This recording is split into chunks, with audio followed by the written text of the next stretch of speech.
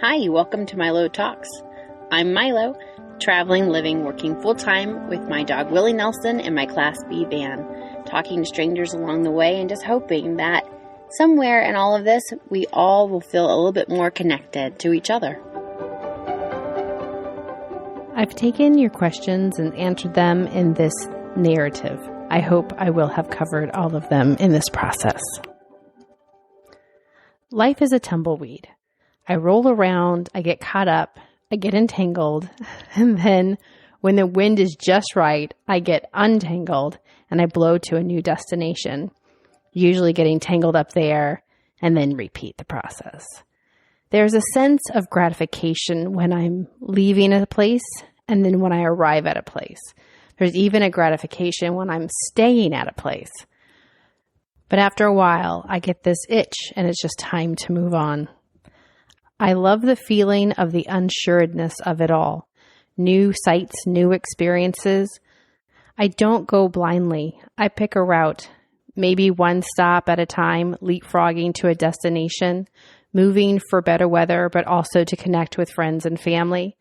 I'm not sure what makes me this way, but I'm more comfortable in this lifestyle than in many others I've tried.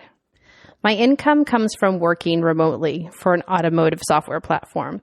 It's not exciting or even that interesting, but it allows me the freedom to move around. I am, however, tied to cell towers during the week, but it's working for me right now. My van is a 2016 Winnebago Travato on a Dodge chassis. I live small. I know it's a van, but I have just about everything that I own in it. Once I realized I did not want to pay rent to storage for things I never saw, I ditched it. Well, maybe not ditched it, donated much and gave some things to friends and family to hold. There seems to be always something that I can't let go of, but at the same time, these are not things I felt should travel with me in the van. Traveling with what I need makes it less stressful and less cluttered. My friend Jenny calls it a shit shuffle, moving items from one area to the next as you work, clearing away the work stuff so you can cook, clearing the bed from the work stuff so you can sleep, the shit shuffle. Speaking of cooking, no, my cooking has not progressed much. I have a pot and a pan, which has increased the items I'm able to make. I mostly, sadly, eat peanut butter and jelly on a tortilla in a breakfast club kind of way, meaning I smash chips into it. I have a small fridge, so grocery store runs are more often than I like, but I'm making it work. Even found a way to make and keep leftover spaghetti by reusing the jar that the sauce comes in. Cleanliness and organization is key. I had a mouse issue this last fall. I picked up a few hitchhikers that I could hear in the walls at night. It sounded like they were building a time portal with parts of my van. But the idea of setting kill traps did not set well with my soul. So I got a large live trap from the hardware store. The couple behind me as I checked out from the hardware store said, "Why bother?" when they saw my purchase. I know for some people they don't get why I would bother. I felt that the mice saw an opportunity and they took it as any living creature might have. They didn't know that they were being destructive. So rather than end their lives, I was able to release them into the woods where they might have a chance, or be the food for an owl. But putting them back into the circle of life, it just made more sense to me. But I still can't believe I was actually mocked at the store. After the mice were gone, my nights got much more quieter and more peaceful, to be honest with you. One of the quietest and darkest places I've been was Otter Lake in Utah. I've never seen the stars that bright or so many in my life. I also had no cell service, and I had to work the next day, so my time there was short, but it was beautiful. This life is not cheap or free. I have a budget that I live within and take advantage of free parking when possible. If it's safer to pay than not sleep well at night, then I'll pay. I'll go to an RV park as a last resort. State, county, federal parks are cheaper, but not always available on short notice. Many places make you book more than 24 hours in advance, so planning is a must when going across country. And I do feel safe, especially now with a dog that has a deep bark when he wants to. He has been a comfort and one of the best decisions I made. And yes, I realize he is more popular than me. Thank you, Chris, for pointing that out. Being in the van for 1 full year, yes, I have a few takeaways from it and things I'd like to do differently. And one thing that I definitely would do differently is limit my obligations. I felt like I did a lot of running this first year, meeting up with friends, maybe in part because I felt it was safer. I liked knowing my neighbors.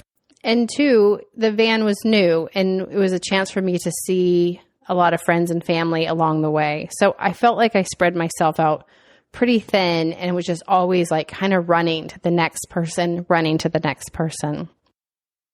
But this next year, I really want to focus on slowing down and really taking advantage of the places that are available.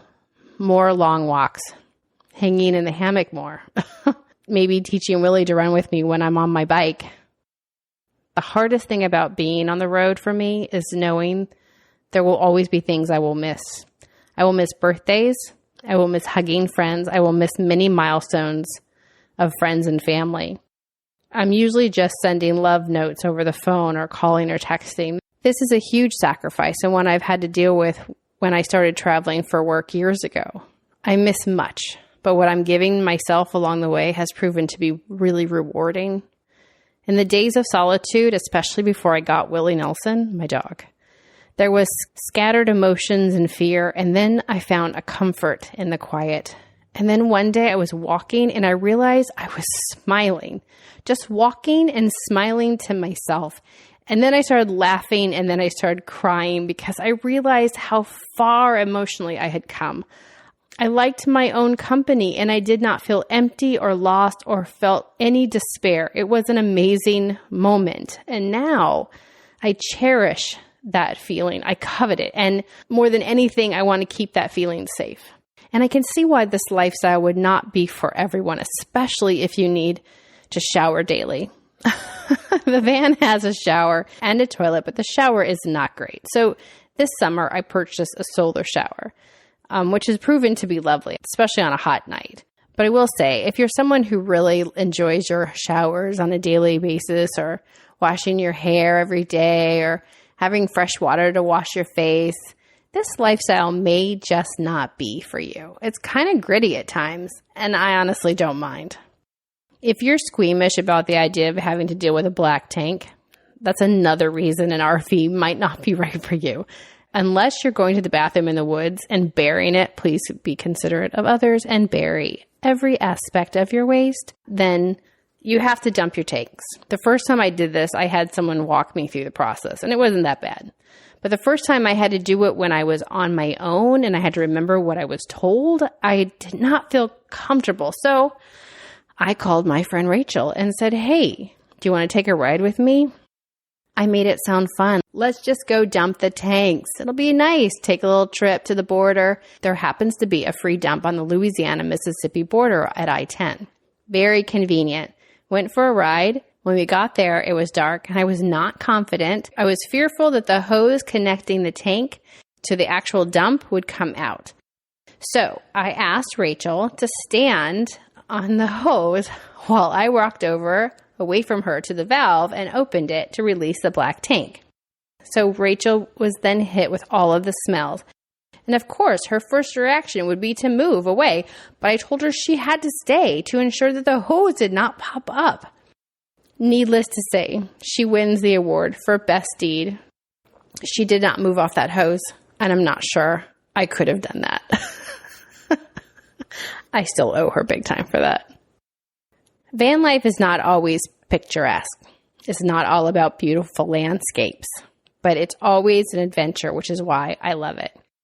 I wake up, have a cup of coffee, or now my new thing, some tea, walk Willie, do some computer work, do an afternoon walk with Willie, eat a snack, work, paint, create, walk Willie, eat, finish the day by walking Willie, and finally make him lay down at night to go to bed. He usually fights me on this, but once he's down, he's out. I am most thankful for the people I met this year and the continuous love and support from my friends and family. Thank you for giving me a safe place to park, getting my mail, holding my stuff, and answering my calls. And thank you, Rachel, for standing on the hose. I would be amiss if I did not discuss my furry companion, Willie Nelson, a bit more. I pulled him from a Colorado shelter in August when he was 5 months old. I'll be honest, I was not there to rescue him, but rather a border collie I saw on the shelter site. When I arrived there was a line and the lady in front of me freed the collie. So I looked around and found Willie with an unavailable sign.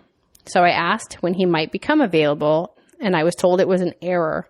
And if I'd wanted him, I could take him home that day. So I took him, even without a meet and greet. I spent the next 3 days trying to figure out what I had done, how I was going to keep him safe, and what if he did not like traveling, or what if he didn't like me. The bed in the back of the van is elevated, and he showed zero interest in hanging out there with me at night. So on the third morning, I woke up early and laid on the floor with him. I think in that moment, it sunk into him, perhaps, that we were not driving him to another shelter. He was actually going to be staying with me. As for his name, that is not the name on the shelter records. But that name was so bad, I won't even say it again out loud. So I gave him a name that my grandmother would love. She had followed Willie Nelson my entire life and had pictures of him that decorated her home. I could not think of a more fitting name for my traveling dog. At 11 months old now, he's a little over 70 pounds. The gentle lead collar I purchased recently has really helped out a lot with him pulling after the squirrels and lizards. Overall, he is a great dog and just happens to be photogenic, as proof on all my social media feeds, as he has become the star attraction. I will say he does better when we are in an active area. He is a watcher. He won't lunge or bark as people and even dogs walk by, but he takes it all in, and he has been good for me. I wonder if I should get another dog. I'm clearly just joking. Thank you for the questions you asked. I hope I touched on most of them.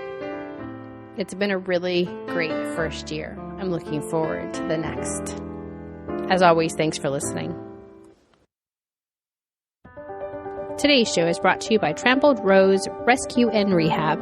Did you know that if you go on Amazon, you can set up basically a different account under Amazon Smiles?